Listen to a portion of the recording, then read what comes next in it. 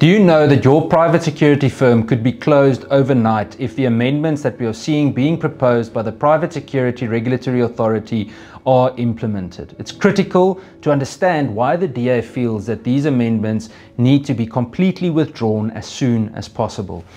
It's important to also understand the role that private security plays in South Africa, because they have filled a gap that government hasn't been able to fill for quite a long time. In July 2021, we all knew and saw the damage that was done by the riots and the looting that happened then. And if it were not for the private security industry, things would have been way worse.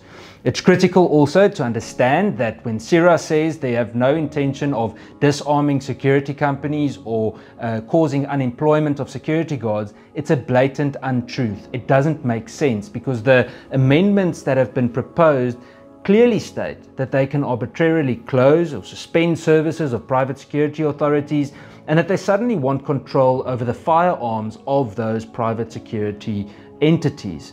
It doesn't make sense that we see these draconian amendments while the existing legislation and regulations already allow for them to do the relevant policing of the industry without making any real changes. It's critical for you to get involved and make a submission regarding this. Send an email to regulations@cira.co.za, and from the DA side, we will also communicate to you when public participation processes in the different provinces are taking part, in order for you to also partake in those processes.